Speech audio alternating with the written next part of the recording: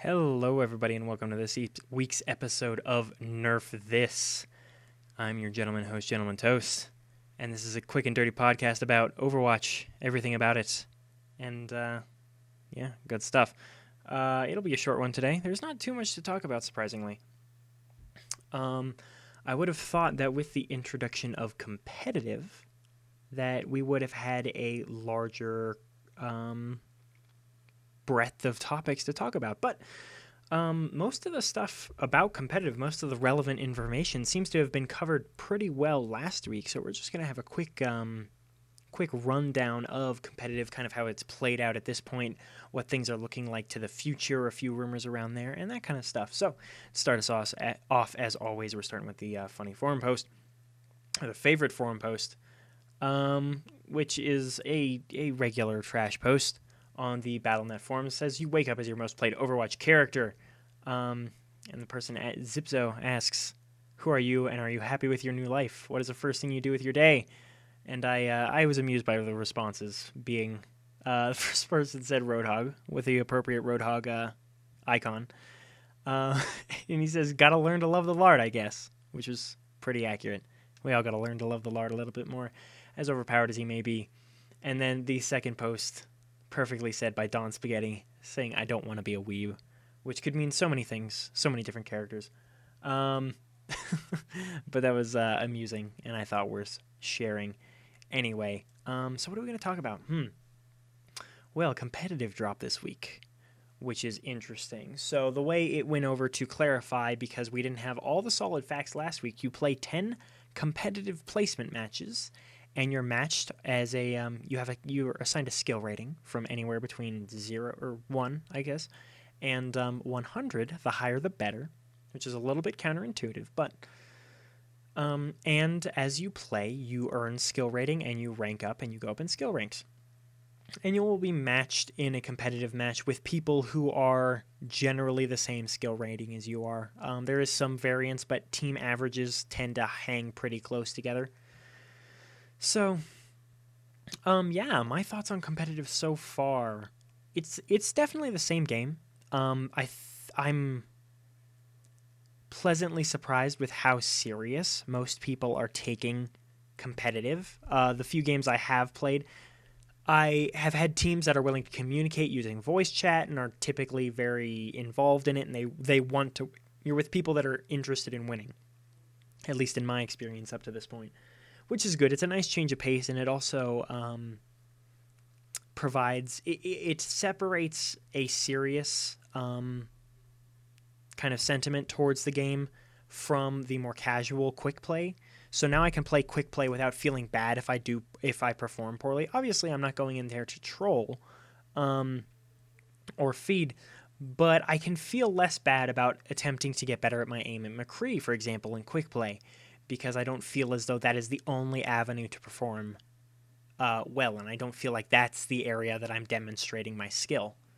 So, outside of that, the few things worth addressing, worth discussing with quick play are, you do your 10 placement matches and you get a unique spray and a unique character portrait for the season, which some people complained about their quality not being particularly exciting, and the way I see it, the Overwatch team threw together this season.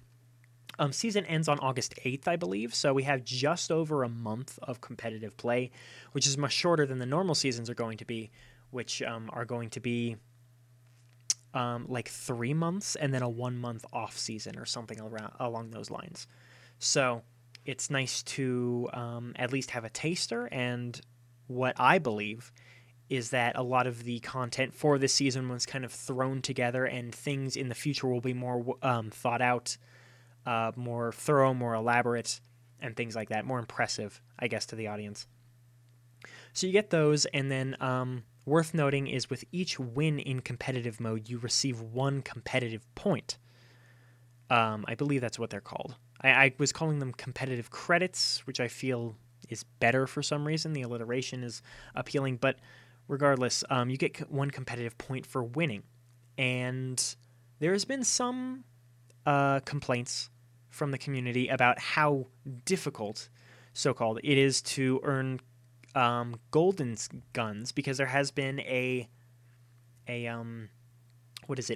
inventory, I suppose, when in the same screen that you select your character skins and emotes and things like that, there's been a weapon slot added, which is interesting because it implies that the golden guns are not Blizzard's only intention, or at least it would seem to imply that the golden guns are not Blizzard's only intention of implementing gun skins in the game. So it's possible that we might look forward to gun skins being a regular seasonal reward. Maybe not every season, but different patterns, and even separate special gun skins depending on the skins that you get in the future. So that's interesting for certain. But they were complaining about how difficult it is to achieve them because it's 300 competitive credits for one golden gun, and which applies to all skins on that character, and you have it forever. It's not temporary.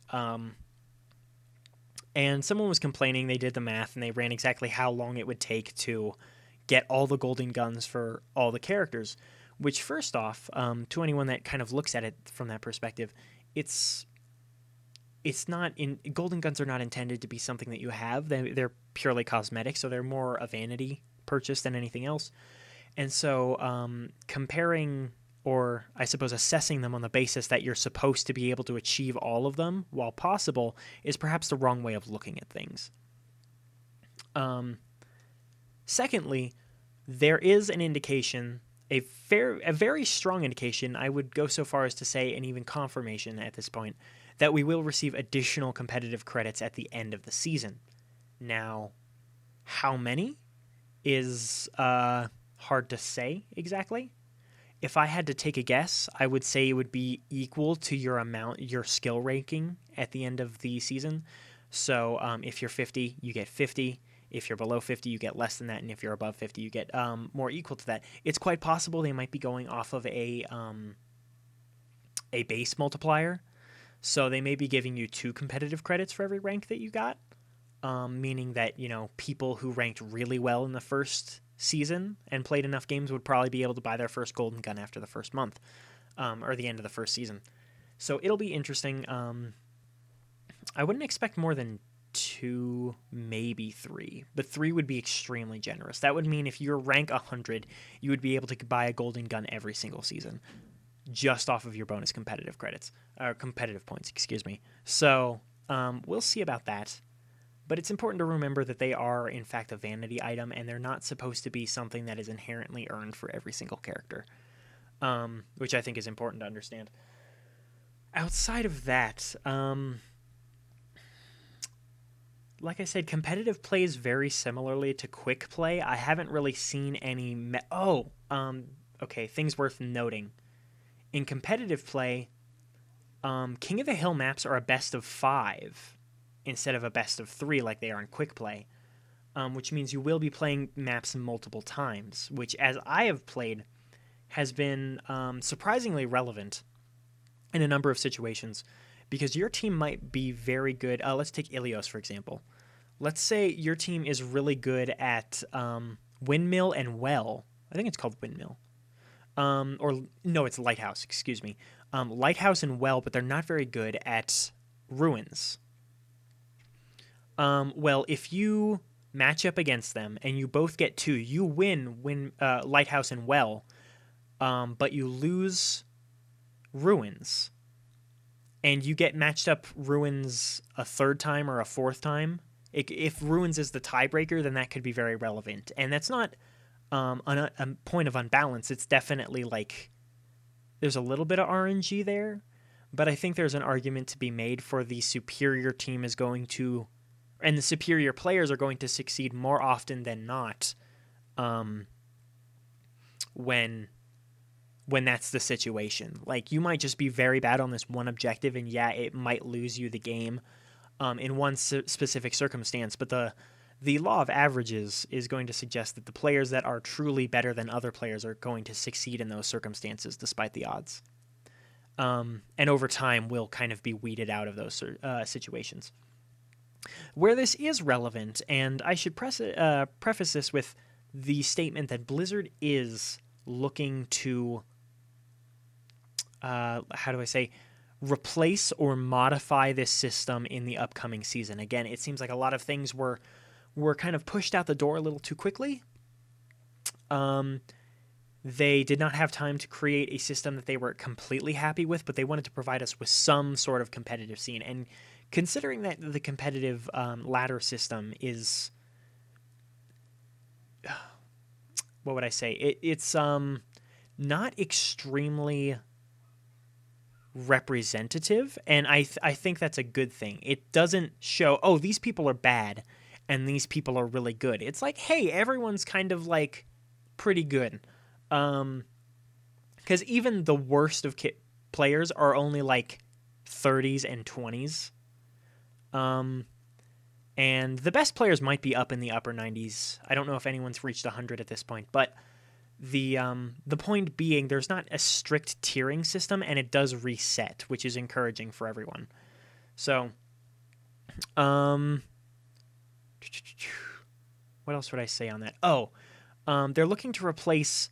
So if you're playing on a map that is attack and defend, either capture payload or strict payload, you'll play an attack round and you'll play a defense round, and you get a point for every objective you reach. So say you're playing on King's Row, you get a point for unlocking the payload, you get a point for escorting the payload to the first checkpoint, and you get a third point for actually escorting the payload all the way to the end. If you defend and they don't escort it all the way to the end, then the payload will not, they will not receive a third point and they will lose.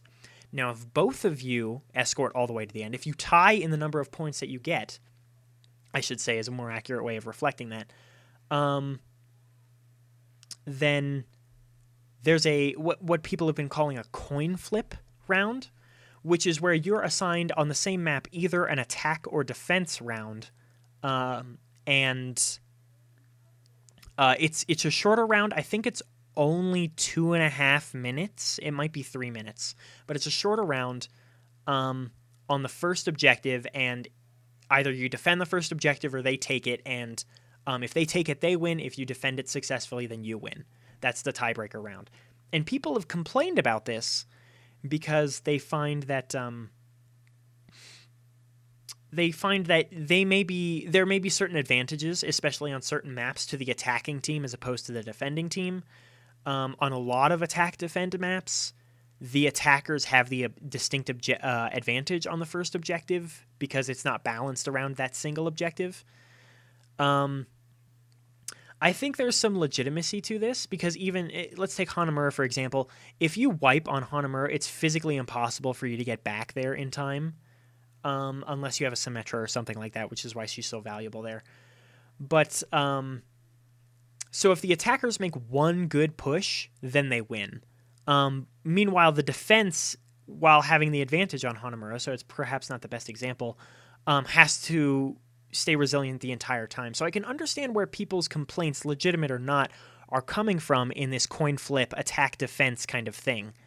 Because there may be advantages to one side or another depending on what map you're on, and depending on what your team is like. I think a more appropriate solution, and I don't know what Blizzard is thinking about doing for this. I think a more appropriate solution would be to make tiebreaker rounds King of the Hill. I don't know if it would be difficult to instance the characters into a different map in between the rounds, because currently it doesn't have to reload the map. It's just putting you on different portions of the same map.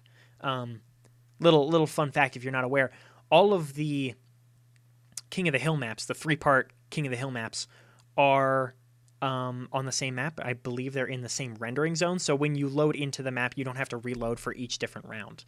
So there might be some issue if they want to, with loading times, if they wanted to do that.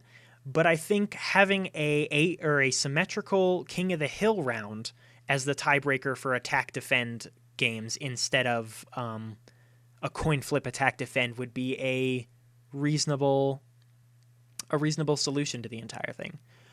Question from the audience says, do you think superior players or superior communication win more games in competitive? It's hard to say at this point. I will definitely say that the games I felt have been more of a struggle, or the games I've lost, have been lacking in direct communication between the players. So I would say that communication is a huge portion of it, although I've also played enough quick play to be able to say that you don't have to communicate effectively if you're all just good. If you're good players, if you're aware of the way things are, and the way the map is, and generally aware how to play the game, I would say you have a distinct advantage there. So I don't know. It's a bit difficult to say whether communication is better or not. I will say communicating picks, maybe callouts are important, but I think ultimately in Overwatch, callouts are less important than your actual team composition. And so if any communication is better than actually being a good player, I think it's being able to communicate with your team and say, we need a healer. We need a second tank. I'm playing Diva. I would really like a Zarya to go with me. That would be great. Being able to communicate with your team like that is really valuable. And so I've been encouraged by how many players are communicating in voice chat in competitive mode, because it does make things easier. And it does facilitate that group cooperation and a general sense of we're in this together. Because in quick play, and this goes for any online game, but in quick play, a lot of times people will become resentful. If you tell them to switch a character, they'll be offended by it because they're out for their own personal performance. They don't really care about the win-loss, but winning or losing is critical in competitive mode. And so when you have a team that's under the precedent that they want to win and they're willing to work with the team to do that, they're much more willing to cooperate.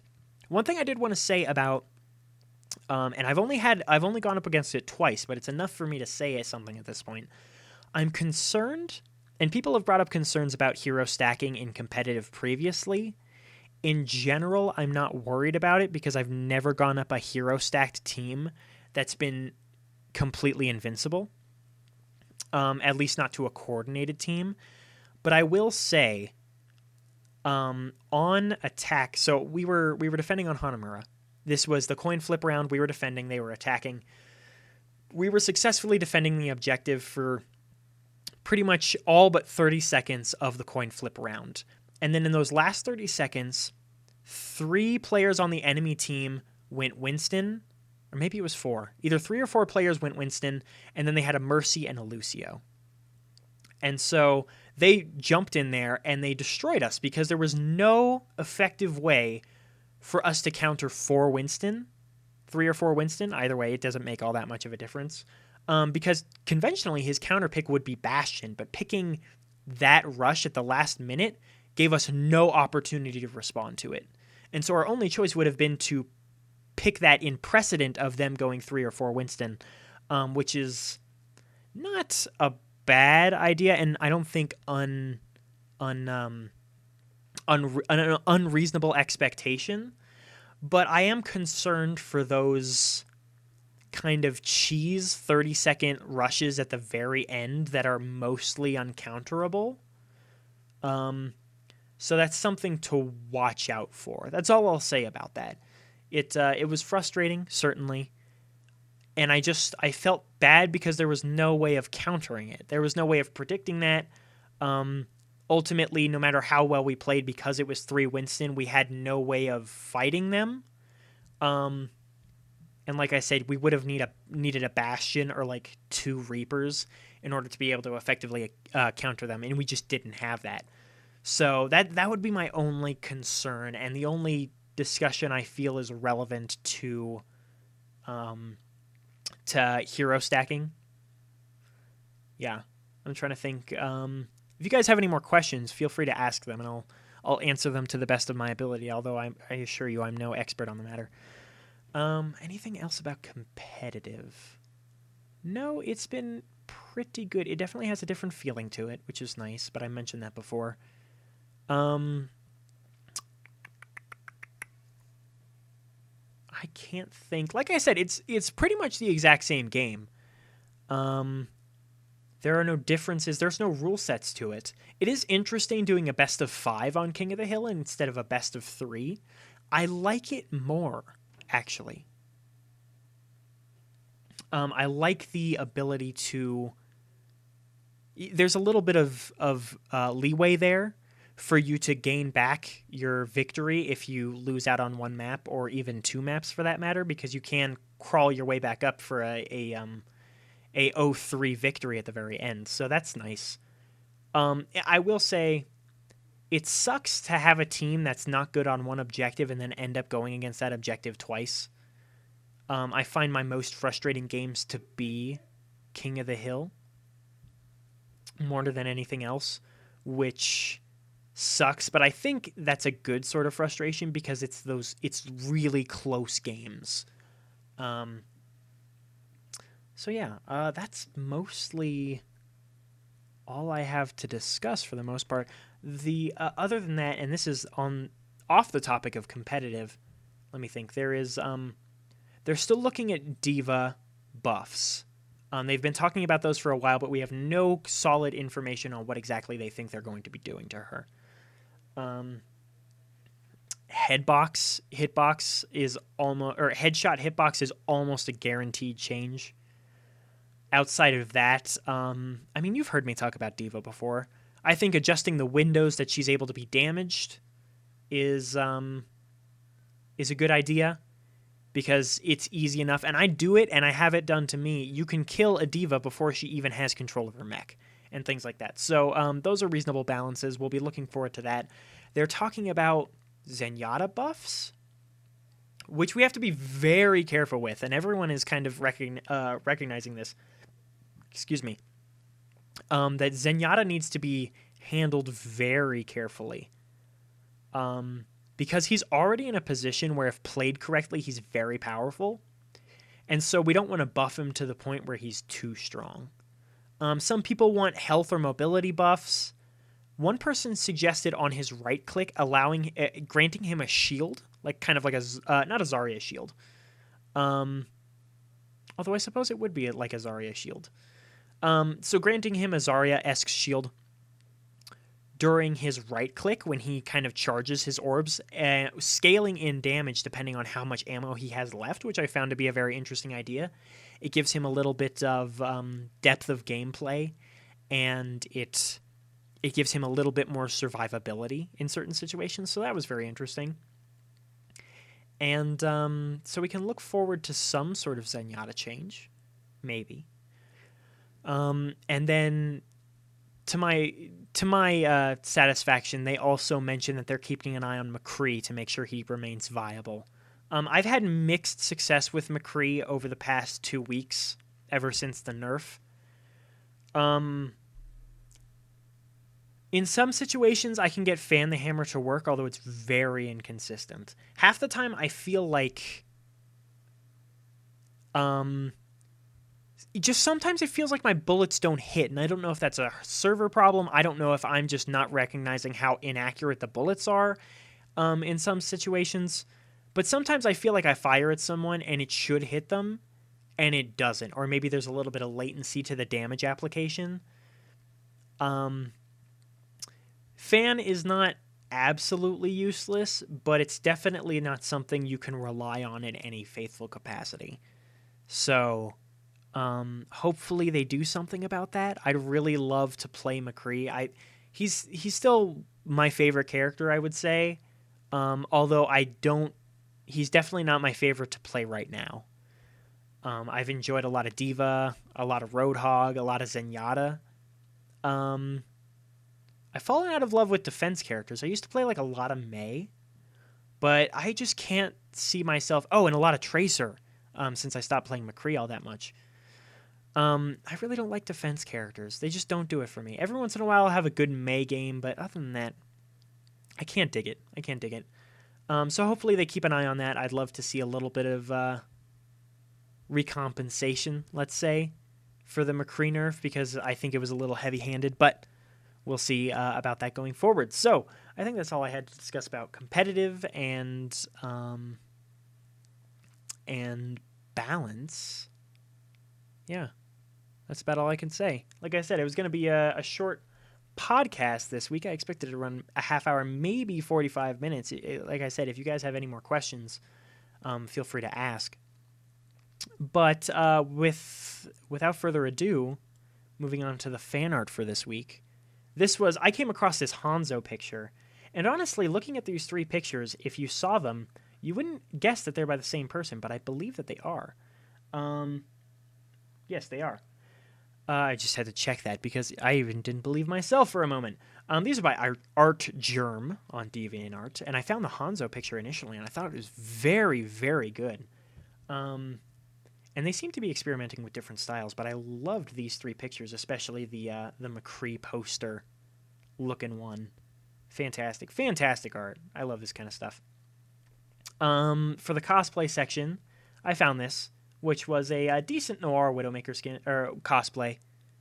Not a whole lot of Widowmaker has been done, and I didn't get the pictures here, but if you actually look, the gun has a surprising amount of detail and craftsmanship put into it, so that's really what caught my eye more than anything else. It's also a skin cosplay, which is something we see not a whole lot of, which also appealed to me. This is by Zengo Design on DeviantArt.